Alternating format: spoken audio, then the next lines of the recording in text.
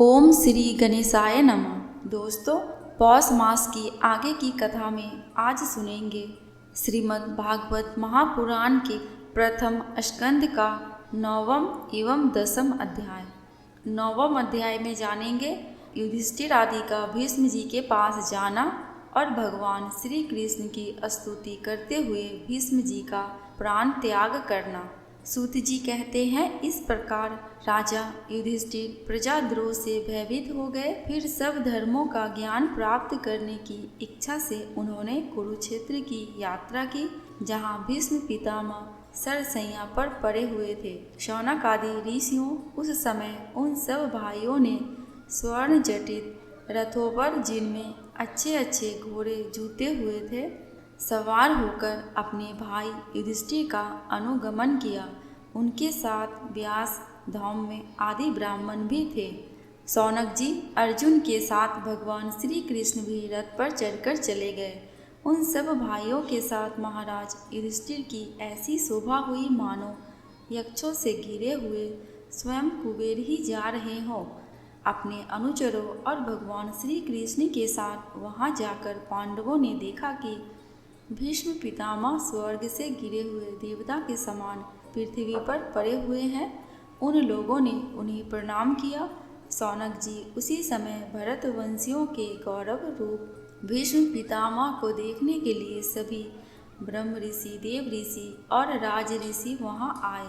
पर्वत, नारद, धौम्य, भगवान व्यास, बृहदस्सु, भरद्वाज शिष्यों के साथ परशुराम जी, वशिष्ठ, इंद्र, प्रमद, गृत्समत्स्य, असित, कक्षीवान, गौतम, अत्रि, विश्वामित्र, सुदर्शन तथा और भी सुखदेव आदि शुद्ध हृदय महात्मा गण एवं शिष्यों के सहित कश्यप, अंगिरा पुत्र बृहस्पति आदि मुनिगण भी वहां पधारे।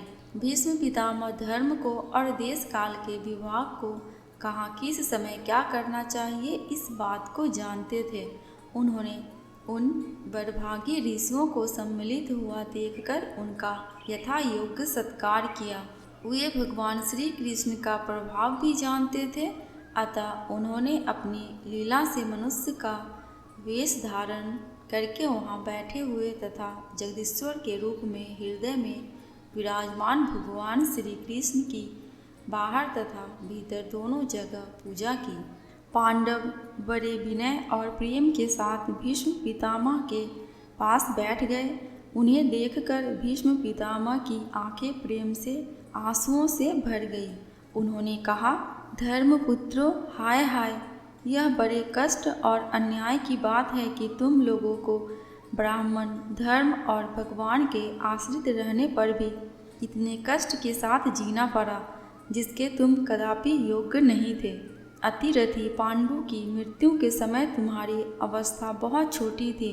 उन दिनों तुम लोगों के लिए कुंती रानी को और साथ साथ तुम्हें भी बार बार बहुत से कष्ट झेलने पड़े।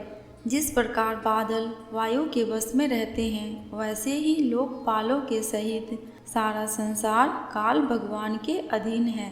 मैं समझता हूँ कि तुम लोगों के जीवन में ये जो अप्रिय घटनाएं घटित हुई है, वे सब उन्हीं की लीला है। नहीं तो जहाँ साक्षात धर्मपुत्र राजा युधिष्ठिर हो, गदाधारी भीमसेन और धनुर्धारी अर्जुन रक्षा का काम कर रहे हो, गांडीव धनुष हो और स्वयं श्री कृष्ण सुहृद हो, भला वहाँ भी विपत्ति की संभावना है। यह कालरूप श्री कृष्ण कब क्या करना चाहते हैं, इस बात को कभी कोई नहीं जानता। बड़े बड़े ज्ञानी भी इसे जानने की इच्छा करके मोहित हो जाते हैं। युधिष्ठिर, संसार की ये सब घटनाएं ईश्वर की इच्छा के अधीन हैं। उसी का अनुसरण करके तुम इस अनाथ प्रजा का पालन करो, क्योंकि अब तुम ही इसके स्वामी और इसे पालन करने में समर्थ हो। ये श्री कृष्ण साक्षात भगवान है। ये सबके आदि कारण और परम पुरुष नारायण हैं। अपनी माया से लोगों को मोहित करते हुए ये यदुवंशियों में छिपकर लीला कर रहे हैं। इनका प्रभाव अत्यंत गूढ़ एवं रहस्यमय है। युधिष्ठिर उसे भगवान शंकर, देव ऋषि नारद और स्वयं भगवान कपिल ही जानते हैं, जिन्हें तुम अपना ममेरा भाई, प्रिय मित्र और सबसे बड़ा हितु मानते हो। तथा जिन्हें तुमने प्रेमवश अपना मंत्री, दूत और सारथी तक बनाने में संकोच नहीं किया है, वे स्वयं परमात्मा है।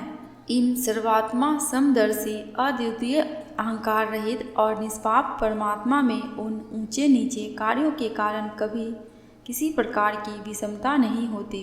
युधिष्ठिर, इस प्रकार सर्वत्र सम होने पर भी देखो तो सही, वे अपने अनन्य प्रेमी भक्तों पर कितनी कृपा करते हैं। यही कारण है कि ऐसे समय में, जबकि मैं अपने प्राणों का त्याग करने जा रहा हूँ, इन भगवान श्री कृष्ण ने मुझे साक्षात दर्शन दिए। भगवत परायण योगी पुरुष भक्ति भाव से इनमें अपना मन लगाकर और वाणी से इनके नाम का कीर्तन करते हुए शरीर का त्याग करते हैं और कामनाओं से तथा कर के बंधन से छूट जाते हैं। वही देव भगवान अपने प्रसन्न हास्य और रक्त कमल के समान और नेत्रों से उल्लासित मुख वाले चतुर्भुज रूप से, जिसका और लोगों को केवल ध्यान में दर्शन होता है, तब तक यही स्थित रहकर प्रतीक्षा करे जब तक मैं इस शरीर का त्याग ना कर दूं। सूत जी कहते हैं, युधिष्ठिर ने उनकी यह बात सुनकर सरसैया पर सोए हुए भीष्म पितामह से बहुत से ऋषियों के सामने ही नाना प्रकार के धर्मों के संबंध में अनेकों रहस्य पूछे। तब तत्ववेता भीष्म पितामह ने वर्ण और आश्रमों के अनुसार पुरुष के स्वाभाविक धर्म और वैराग्य तथा राग के कारण विभिन्न रूप से बतलाते हुए निवृत्ति और प्रवृत्ति रूप द्विज धर्म, दान धर्म, राजधर्म, मोक्ष धर्म, स्त्री धर्म और भग धर्म, इन सब का अलग अलग संक्षेप और विस्तार से वर्णन किया। शौनक जी इनके साथ ही धर्म, अर्थ, काम और मोक्ष, इन चारों पुरुषार्थों का तथा इनकी प्राप्ति के साधनों का अनेकों उपाख्यान और इतिहास सुनाते हुए विभागस वर्णन किया। भीष्म पितामह इस प्रकार धर्म का प्रवचन कर ही रहे थे कि वह उत्तरनारायण का समय आ पहुंचा, जिसे मृत्यु को अपने अधीन रखने वाले भगवत परायण योगी लोग चाहा करते हैं। उस समय हजारों रथियों के नेता भीष्म पितामह ने वाणी का संयम करके मन को सब ओर से हटाकर अपने सामने स्थित आदि पुरुष भगवान श्री कृष्ण में लगा दिया। भगवान श्री कृष्ण के सुंदर चतुर्भुज विग्रह पर उस समय पीताम्बर फहरा रहा था। भीष्म जी की आंखें उसी पर एक टक लग गई। उनको शस्त्रों की चोट से जो पीड़ा हो रही थी, वह तो भगवान के दर्शन मात्र से ही तुरंत दूर हो गई तथा भगवान की विशुद्ध धारणा से उनके कुछ अशुभ शेष भी थे, वे सभी नष्ट हो गए। अब शरीर छोड़ने के समय उन्होंने अपनी समस्त इंद्रियों के वृत्ति विलास को रोक दिया और बड़े प्रेम से भगवान की स्तुति की।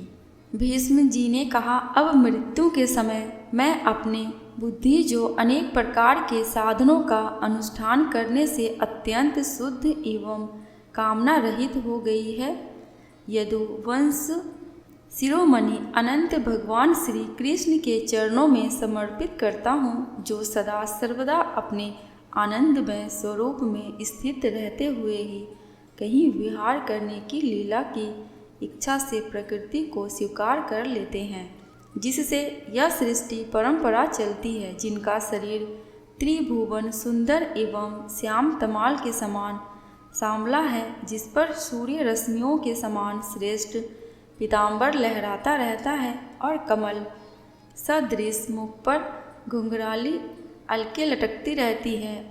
उन अर्जुन सखा श्री कृष्ण में मेरी निष्कपट प्रीति हो।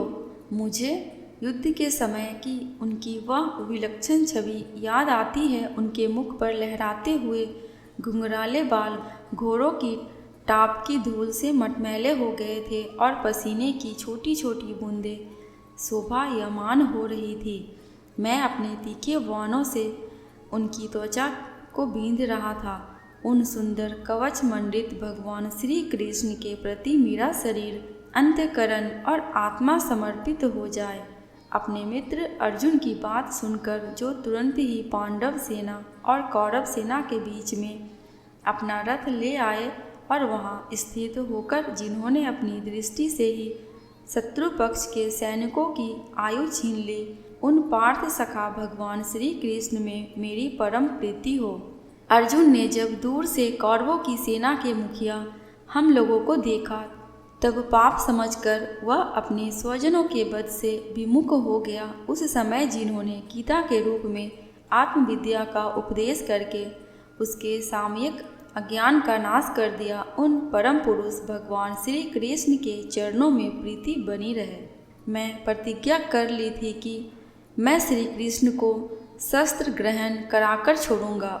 उसे सत्य एवं ऊंची करने के लिए उन्होंने अपनी शस्त्र ग्रहण न करने की प्रतिज्ञा तोड़ दी। उस समय वे रथ से नीचे कूद पड़े और सिंह जैसे हाथों को मारने के लिए उस पर टूट पड़ता है, वैसे ही रथ का पहिया लेकर मुझ पर झपट पड़े। उस समय वे इतने वेग से दौड़े कि उनके कंधे का दुपट्टा गिर गया और पृथ्वी कांपने लगी। मुझ आतताई ने तीखे बाण मार मार कर उनके शरीर का कवच तोड़ डाला, जिससे सारा शरीर लहूलुहान हो गया था। अर्जुन के रोकने पर भी वे बलपूर्वक मुझे मारने के लिए मेरी ओर दौड़े आ रहे थे। वही भक्त वत्सलता से परिपूर्ण थे। मेरी एकमात्र गति हो, आश्रय हो। अर्जुन के रथ की रक्षा में सावधान जिन श्री कृष्ण के बाएं हाथ में घोड़ों की रास थी और दाहिने हाथ में चाबुक, इन दोनों की शोभा से उस समय जिनकी अपूर्व छवि बन गई थी, तथा महाभारत युद्ध में मरने वाले वीर जिनकी इस छवि का दर्शन करते रहने के कारण सारूप्य मोक्ष को प्राप्त हो गए, उन्हीं पार्थ सारथी भगवान श्री कृष्ण में मुझे मरणासन की परम प्रीति हो। जिनकी लटकीली सुंदर चाल, हाव भाव युक्त चेष्टाएं, मधुर मुस्कान और प्रेम भरी चितवन से अत्यंत सम्मानित गोपियां रासलीला में उनके अंतर्ध्यान हो जाने पर प्रेमो उन्माद से मतवाली होकर जिनकी लीलाओं का अनुकरण करके तन्मय हो गई थी, उन्हीं भगवान श्री कृष्ण में मेरा परम प्रेम हो। जिस समय युधिष्ठिर का राजसूय यज्ञ हो रहा था, मुनियों और बड़े बड़े राजाओं से भरी हुई सभा में सबसे पहले सबकी ओर से इन्हीं सबके दर्शनीय भगवान श्री कृष्ण की मेरी आँखों के सामने पूजा हुई थी, वही सबके आत्मा प्रभु आज इस मृत्यु के समय मेरे सामने खड़े हैं। जैसे एक एक ही सूर्य अनेक आँखों से अनेक रूपों में दिखते हैं, वैसे ही अजन्मा भगवान श्री कृष्ण अपने ही द्वारा रहित अनेक शरीरधारियों के हृदय में अनेक रूप से जान पड़ते हैं। वास्तव में तो वे एक और सबके हृदय में विराजमान हैं। उन्हीं इन भगवान श्री कृष्ण को मैं भेद भ्रम से रहित होकर प्राप्त हो गया हूँ। सूत जी कहते हैं, इस प्रकार भीष्म पितामह ने मन, वाणी और दृष्टि की वृत्तियों से आत्मस्वरूप भगवान श्री कृष्ण में अपने आप को लीन कर लिया। उनके प्राण वहीं पर विलीन हो गए और वे शांत हो गए। उन्हें अनंत ब्रह्म में लीन जानकर सब लोग वैसे ही चुप हो गए, जैसे दिन बीत जाने पर पक्षियों का कलरव शांत हो जाता है। उस समय देवता और मनुष्य नगाड़े बजाने लगे। साधु स्वभाव के राजा उनकी प्रशंसा करने लगे और आकाश से पुष्पों की वर्षा होने लगी। शौनक जी, युधिष्ठिर ने उनके मृत शरीर की अंत्येष्टि क्रिया कराई और कुछ समय के लिए शोक मग्न हो गए। उस समय मुनियों ने बड़े आनंद से भगवान श्री कृष्ण की उनके रहस्यमय नाम ले लेकर स्तुति की। इसके पश्चात अपने हृदय को श्री कृष्णमय बनाकर वे अपने अपने आश्रमों को लौट गए। तदनंतर भगवान श्री कृष्ण के साथ युधिष्ठिर हस्तिनापुर चले आए और उन्होंने वहां अपने चाचा धृतराष्ट्र और तपस्विनी गांधारी को ढांढस बंधाया। फिर धृतराष्ट्र की आज्ञा और भगवान श्री कृष्ण की अनुमति से समर्थ राजा युधिष्ठिर अपने वंश परंपरागत साम्राज्य का धर्म पूर्वक शासन करने लगे। प्रथम स्कंद का 9वां अध्याय समाप्त। अब सुनेंगे श्रीमद् भागवत महापुराण के प्रथम स्कंद का 10वां अध्याय। इस अध्याय में जानेंगे श्री कृष्ण का द्वारका गमन। शौनक जी ने पूछा, धार्मिक शिरोमणि महाराज युधिष्ठिर ने अपनी पैतृक संपत्ति हड़प जाने के इच्छुक आतताइयों का नाश करके अपने भाइयों के साथ किस प्रकार से राज्य शासन किया और कौन कौन से कार्य किए, क्योंकि भोगों में तो उनकी प्रवृत्ति थी ही नहीं। सूत जी कहते हैं, संपूर्ण सृष्टि को उज्जीवित करने वाले भगवान श्री हरि परस्पर की कल अग्नि से दग्ध कुरु वंश को पुनः अंकुरित कर और युधिष्ठिर को उनके राज सिंहासन पर बैठाकर बहुत प्रसन्न हुए। भीष्म पितामह और भगवान श्री कृष्ण के उपदेशों के श्रवण से उनके अंतःकरण में विज्ञान का उदय हुआ और भ्रांति मिट गई। भगवान के आश्रय में रहकर वे समुद्र पर्यंत सारी पृथ्वी का इंद्र के समान शासन करने लगे। भीमसेन आदि उनके भाई पूर्ण रूप से उनकी आज्ञाओं का पालन करते थे। युधिष्ठिर के राज्य में आवश्यकता अनुसार यथेष्ट वर्षा होती थी। पृथ्वी में समस्त अभीष्ट वस्तुएं पैदा होती थी। बड़े बड़े थनों वाली बहुत सी गौएं प्रसन्न होकर गौशालाओं को दूध से सींचती रहती थी। नदियाँ, समुद्र, पर्वत, वनस्पति, लताएं और औषधियाँ प्रत्येक ऋतु में यथेष्ट रूप से अपनी अपनी वस्तुएं राजा को देती थी। अजातशत्रु महाराज युधिष्ठिर के राज्य में किसी प्राणी को कभी भी आदि व्याधि अथवा दैहिक, भौतिक और आत्मिक क्लेश नहीं होते थे। अपने बंधुओं का शोक मिटाने के लिए और अपनी बहन सुभद्रा की प्रसन्नता के लिए भगवान श्री कृष्ण कई महीनों तक हस्तिनापुर में ही थे। फिर जब उन्होंने राजा युधिष्ठिर से द्वारका जाने की अनुमति मांगी, तब राजा ने उन्हें अपने हृदय से लगाकर स्वीकृति दे दी। भगवान उनको प्रणाम करके रथ पर सवार हुए। कुछ लोगों ने उनका आलिंगन किया और कुछ लोगों ने उनको प्रणाम। उस समय सुभद्रा, द्रौपदी, कुंती, उत्तरा, गांधारी, धृतराष्ट्र, युयुत्सु, कृपाचार्य, नकुल, सहदेव, भीमसेन, धौम्य और सत्यवती आदि सब मूर्छित से हो गए। वे सारंग पानी श्री कृष्ण का विरह नहीं सह सके। भगवत सत्य पुरुषों के संग से जिनका दुसंग छूट गया है, वह विचारशील पुरुष भगवान के मधुर मनोहर सुयस को एक बार भी सुन लेने पर फिर उसे छोड़ने की कल्पना भी नहीं करता।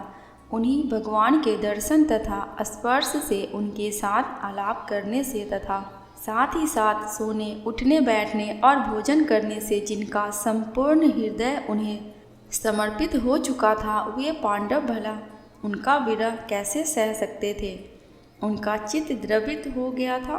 वे सब निर्विमेष नेत्रों से भगवान को देखते हुए स्नेह बंधन से बंधकर जहाँ तहाँ दौड़ रहे थे। भगवान श्री कृष्ण के घर से चलते समय उनके बंधुओं की स्त्रियों के नेत्र उत्कंठावश उमड़ते हुए आंसुओं से भर आए, परंतु इस भय से कि कहीं यात्रा के समय अपशकुन न हो जाए, उन्होंने बड़ी कठिनाई से उन्हें रोक लिया। भगवान के प्रस्थान के समय मृदंग, शंख, भेड़ी, वीणा, ढोल, नरसिंगे, धुंधुरी, नगाड़े, घंटे और दुंदुभियों आदि बाजे बजने लगे। भगवान के दर्शन की लालसा से कुरुवंश की स्त्रियां अटारियों पर चढ़ गई और प्रेम, लज्जा एवं मुस्कान से युक्त चितवन से भगवान को देखती हुई उन पर पुष्पों की वर्षा करने लगी।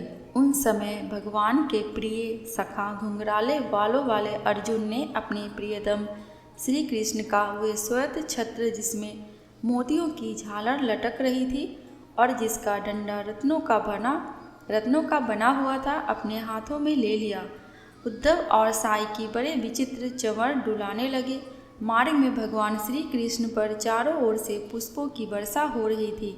बड़ी ही मधुर झांकी थी। जहाँ तहाँ ब्राह्मणों के दिए हुए सत्य आशीर्वाद सुनाई पड़ रहे थे। वे सगुण भगवान के तो अनुरूप ही थे, क्योंकि उनमें सब कुछ है, परंतु निर्गुण के अनुरूप नहीं थे, क्योंकि उनमें कोई प्राकृत गुण नहीं है। हस्तिनापुर की कुलीन रमणियाँ, जिनका चित्त भगवान श्री कृष्ण में रम गया था, आपस में ऐसी बातें कर रही थी जो सबके काल और मन को आकृष्ट कर रही थी। वे आपस में कह रही थी, सखियों, ये वही सनातन परम पुरुष हैं जो प्रलय के समय भी अपने अद्वितीय निर्विशेष स्वरूप में स्थित रहते हैं। उस समय सृष्टि के मूल ये तीनों गुण भी नहीं रहते। जगदात्मा ईश्वर में जीव भी लीन हो जाते हैं और महतत्वादी समस्त शक्तियाँ अपने कारण अव्यक्त में सो जाती है। उन्होंने ही फिर अपने नाम रूप रहित स्वरूप में नाम रूप के निर्माण की इच्छा की तथा अपनी काल शक्ति से प्रेरित प्रकृति का, जो कि उनके अंशभूत जीवों को मोहित कर देती है और सृष्टि की रचना में प्रवृत्त रहती है, अनुसरण किया और व्यवहार के लिए वेदादि शास्त्रों की रचना की। जिस जगत में जिसके स्वरूप का साक्षात्कार जितेंद्रिय योगी अपने प्राणों को वश में करके भक्ति से प्रफुल्लित निर्मल हृदय में किया करते हैं, ये श्री कृष्ण वही साक्षात पर ब्रह्म हैं। वास्तव में इन्हीं की शक्ति से, इन्हीं की भक्ति से अंतःकरण की पूर्ण शुद्धि हो सकती है, योगादि के द्वारा नहीं। सखी, वास्तव में ये वही हैं जिनकी सुंदर लीलाओं का गायन वेदों में और दूसरे गोपनीय शास्त्रों में व्यासादि रहस्यवादी ऋषियों ने किया है, जो एक अद्वितीय ईश्वर हैं और अपनी लीला से जगत की सृष्टि, पालन तथा संहार करते हैं, परंतु उनमें आसक्त नहीं होते। तब तामसी बुद्धि वाले राजा अधर्म से अपना पेट पालने लगते हैं। तब ये सत्वगुण को स्वीकार कर ऐश्वर्य, सत्यरित, दया और यश प्रकट करते हैं और संसार के कल्याण के लिए युग युग में अनेकों अवतार धारण करते हैं। अहो, यह यदुवंश परम प्रशंसनीय है, क्योंकि लक्ष्मीपति पुरुषोत्तम श्री कृष्ण ने जन्म ग्रहण करके इस वंश को सम्मानित किया है। वह पवित्र मधुवन भी अत्यंत धन्य है, जिसे इन्होंने अपने शैशव एवं किशोरावस्था में घूम फिर कर सुशोभित किया। बड़े हर्ष की बात है कि द्वारका ने स्वर्ग के यश का तिरस्कार करके पृथ्वी के पवित्र यश को बढ़ाया है। क्यों ना हो, वहाँ की प्रजा अपने स्वामी भगवान श्री कृष्ण को जो बड़े प्रेम से मंद मंद मुस्कुराते हुए उन्हें कृपा दृष्टि से देखते हैं, निरंतर निहारती रहती है। सखी, जिनका इन्होंने पानी ग्रहण किया है, उन स्त्रियों ने अवश्य ही व्रत, स्नान, हवन आदि के द्वारा इन परमात्मा की आराधना की होगी, क्योंकि वे बार बार इनकी उस अधर सुधा का पान करती रहती हैं, जिनके स्मरण मात्र से ही ब्रजबालाएं आनंद से मूर्छित हो जाया करती थी। हे स्वयंवर में शिशुपाल आदि मत वाले राजाओं का मान मर्दन करके जिनको अपने बाहुबल से हर लाए थे तथा जिनके पुत्र प्रद्युम्न, सांब, आम्ब आदि हैं, वे रुक्मणी आदि 8 पटरानियाँ और भौमासुर को मारकर लाई हुई जो इनकी हजारों अन्य पत्नियां हैं, वे वास्तव में धन्य हैं, क्योंकि इन सभी ने स्वतंत्रता और पवित्रता से रहित स्त्री जीवन को पवित्र और उज्ज्वल बना दिया है। इनकी महिमा का वर्णन कोई क्या करे। इनके स्वामी साक्षात कमल नयन भगवान श्री कृष्ण हैं, जो नाना प्रकार की प्रिय चेष्टाओं तथा पारिजातादि प्रिय वस्तुओं की भेंट से इनके हृदय में प्रेम एवं आनंद की अभिवृद्धि करते हुए कभी एक क्षण के लिए भी इन्हें छोड़कर दूसरी जगह नहीं जाते। हस्तिनापुर स्त्रियां इस प्रकार बातचीत कर ही रही थी कि भगवान श्री कृष्ण मंद मुस्कान और प्रेमपूर्ण चितवन से उनका अभिनंदन करते हुए वहां से विदा हो गए। अजातशत्रु युधिष्ठिर ने भगवान श्री कृष्ण की रक्षा के लिए हाथी, घोड़े, रथ और पैदल सेना उनके साथ कर दी। उन्हें स्नेहवश यह शंका हो आई थी कि कहीं रास्ते में शत्रु इन पर आक्रमण ना कर दे। सुदृढ़ प्रेम के कारण कुरुवंशी पांडव भगवान के साथ बहुत दूर तक चले गए। वे लोग उस समय भावी विरह से व्याकुल हो रहे थे। भगवान श्री कृष्ण ने उन्हें बहुत आग्रह करके विदा किया और सात्यकी, उद्धव आदि प्रेमी मित्रों के साथ द्वारका की यात्रा की। शौनक जी, वे कुरु जंगल, पांचाल, सूरसेन, यमुना के तटवर्ती प्रदेश, ब्रह्मवर्त, कुरुक्षेत्र, मत्स्य, सारस्वत और मरुधन्व देश को पार करके सौवीर और आविर देश के पश्चिम अनर्थ देश में आए। उस समय अधिक चलने के कारण भगवान के रथ के घोड़े कुछ थक से गए थे। मार्ग में स्थान स्थान पर लोग उपहार आदि के द्वारा भगवान का सम्मान करते। सायंकाल होने पर वे रथ पर से भूमि पर उतर आते और जलाशय पर जाकर संध्या वंदन करते। यह उनकी नित्य चर्चा थी। श्रीमद् भागवत महापुराण के 10वें अध्याय समाप्त। आगे की कथा दूसरी वीडियो में सुनेंगे। दोस्तों, कमेंट बॉक्स में भगवान श्री कृष्ण एवं भगवान विष्णु की जयकारा लगाना बिल्कुल भी मत भूलना। आपको मेरे चैनल पे व्रत त्योहारों की जानकारियाँ एवं उनसे जुड़ी कथा कहानियाँ मिलती रहेंगी। अगर आपको ये वीडियो थोड़ी सी भी अच्छी लगी हो तो प्लीज़ मेरे चैनल को सब्सक्राइब करके मेरी वीडियो को लाइक एंड शेयर कर देना। अंत तक वीडियो में बने रहने के लिए आपका दिल से बहुत बहुत शुक्रिया।